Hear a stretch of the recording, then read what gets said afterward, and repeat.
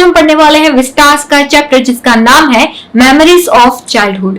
ये जो चैप्टर है उसे दो पार्ट में, दो स्टोरीज में डिवाइड किया गया है और ये दोनों स्टोरीज अलग अलग फीमेल राइटर ने लिखी हुई है। गाइस, लेक्चर में आगे बढ़ने से पहले अगर आपने अभी तक हमारे चैनल बिंग कॉमर्स को सब्सक्राइब नहीं किया है तो कर लीजिए और बेल आइकन को प्रेस कर दीजिए कि आपको हमारे चैनल की सारी नई नोटिफिकेशन मिलती रहे। और गाइस, आप हमें इंस्टाग्राम में भी फॉलो कर सकते हो जहाँ पे हमारे पास 17,000 प्लस फॉलोअर्स है, और आप हमें फेसबुक में भी फॉलो कर सकते हो जहाँ पे हमारे पास 78,000 प्लस फॉलोअर्स है। और गाइस, आप हमारी वेबसाइट में जरूर विजिट कीजिए, यहाँ पे आपको नोट्स, क्वेश्चन आंसर, कोर्सेज, बहुत सारी चीज मिल जाएगी और यहाँ पे आप अपना कोर्स भी खुद का क्रिएट कर सकते हो और अर्निंग कर सकते हो।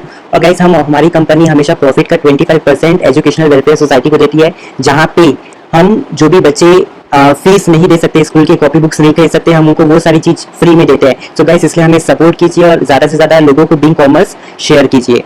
तो चलिए अब हम आगे बढ़ते हैं लेक्चर की ओर। उसमें फर्स्ट जो है वो है cutting of my long hair, जिसे लिखा है चित्रकला शाह ने, और दूसरा जो पार्ट है उसे लिखा है बामा ने, जिसका नाम है वी टू आर ह्यूमंस। ये दोनों ही फीमेल राइटर्स हैं और दोनों की ऑटोबायोग्राफी से ये पार्ट लिया गया है। तो चलिए सबसे पहले चित्रकला शाह का जो पार्ट है उसे स्टार्ट करते हैं, मतलब cutting of my long hair. तो इस स्टोरी की शुरुआत होती है चित्रकला शाह से। चित्रकला शाह जो है उसके बचपन में ही उसे बोर्डिंग स्कूल भेज दिया गया था। उसे बोर्डिंग स्कूल बिल्कुल पसंद नहीं था। वहां पे चारों तरफ बर्फ थी और बहुत ज्यादा ठंडी थी। जब वो उठती तो बेल की आवाज आती और स्टूडेंट्स के जूतों की आवाज आती। वो उसे बिल्कुल भी पसंद नहीं थी, पर अब वो सोचती है कि यहीं पे रहना है और यहीं पे सुनना है, तो इसको फरियाद करके कुछ भी मिलने वाला नहीं है। इतने में वार्डन आ जाती है और उसे कहती है कि आप जाकर नाश्ता या खाना खा लो।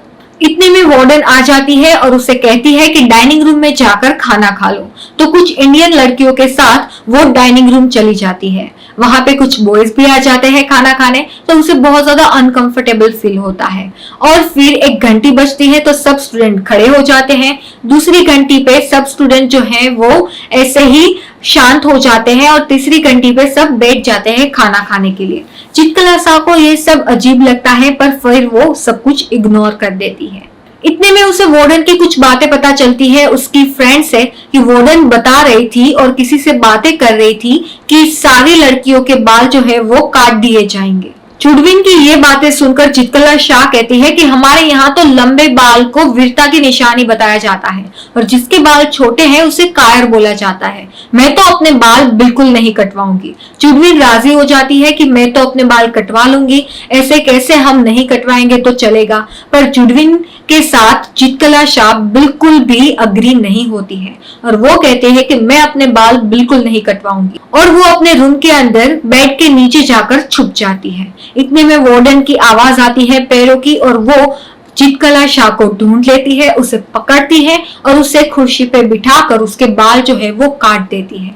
बहरे में से उसके बाल काट दिए जाते हैं और जब ये बाल कटते हैं तो चित्रकला शाह को ऐसा महसूस होता है मानो भेड़ बकरियों की एक ज़ूम के अंदर वो एक सिर्फ छोटा सा जानवर है जिसके साथ इतनी सख्ती से पेश आया जाता है। और यहाँ पे इस फर्स्ट स्टोरी का एंड हो जाता है। तो सेकंड जो स्टोरी है जिसका नाम है वी टू आर ह्यूमंस, इसे लिखा है बामा ने। बामा की ही स्टोरी है जब वो तीसरी क्लास में थी। बहुत छोटी सी थी और उसकी स्कूल की ही कहानी है। वो रोजाना स्कूल जाया करती थी। उसकी स्कूल का रास्ता सिर्फ 10 मिनट का था, पर बामा जो है वो आधा घंटा लगाती थी स्कूल पहुंचने में, क्योंकि बीच में मदारी का खेल, सांपों का खेल, मंदिर होता था, कभी रैली होती थी और ये सब देखने में बामा को बहुत मजा आता था। तो वो बहुत ज्यादा एक्साइट हो जाती थी ये सब देख के। तो वो जो है वो 10 मिनट का रास्ता आधे घंटे में तय करती थी और फिर वो स्कूल पहुंचती थी। तब बामा को बिल्कुल पता नहीं था अनटचेबिलिटी के बारे में। उसे नहीं पता था कि ये छुआ अछूत क्या होता है। कभी कभी वो ये फील करती थी पर वो ये समझती नहीं थी क्योंकि वो बहुत छोटी थी। एक बार बामा के घर के पास थ्रेसिंग का काम चल रहा था। थ्रेसिंग का काम मतलब गेहूं की फसल को अलग करने का काम। वहां पे एक जमींदार जो है वो मंच पर बैठा हुआ था और ये सब निगरानी रख रहा होता था। एक जो बुजुर्ग आदमी है वो वहां पे आता है रस्सी में एक पैकेट बांधकर। पैकेट में वड़े थे और ये पैकेट जो है वो रस्सी से बंधा हुआ था और वो जमींदार को देता है और फिर जमींदार जो है वो वड़े खाने लगता है। ये देखकर बामा को बहुत आश्चर्य होता है और वो हंसने लगती है कि ये बुजुर्ग आदमी इस जमींदार के साथ कैसा मजाक कर रहा है। और ये सारी बातें वो अपने अन्ना को जाकर कहती है, और अन्ना मतलब उसका भाई। तो अन्ना जो है वो सीरियस हो जाता है और वो कहता है कि ये मजाक की बात नहीं है बामा, ये छुआछूत की बात है। मतलब वो जो बुजुर्ग आदमी था वो अछूत था, इसीलिए उसने रस्सी के साथ वो पैकेट उस जमींदार को दिया, क्योंकि वो जमींदार जो है वो उस बुजुर्ग आदमी को टच नहीं करेगा, क्योंकि वो लोअर कास्ट से था और हम सब भी लोअर कास्ट से हैं, तो हमारी भी कोई भी इज्जत नहीं है।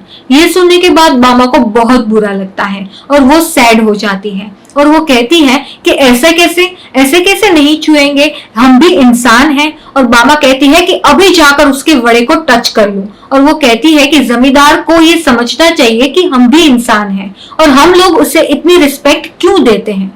और फिर उसे अन्ना समझाते हैं कि हम लोग जो है वो लोअर कास्ट से हैं, हमारा कोई भी मान नहीं है, पर अगर हम पढ़ लिख जाएं, हम आगे बढ़ जाएं, हम कुछ हासिल कर ले तो हमें भी कभी अपमान का सामना नहीं करना पड़ेगा, हमारा भी एक स्टेटस होगा और हम भी अच्छी तरीके से रह पाएंगे।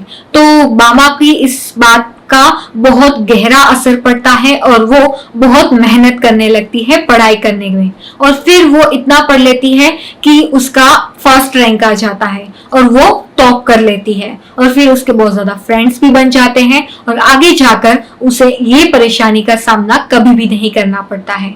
और यहीं पे इस स्टोरी का भी अंत हो जाता है। आई होप आपको समरी पसंद आ गई होगी और समझ भी आ गई होगी। अगर समझ आ गई है तो लाइक कर दीजिए और कुछ भी क्वेरी है तो मुझे कमेंट करके जरूर बताइए।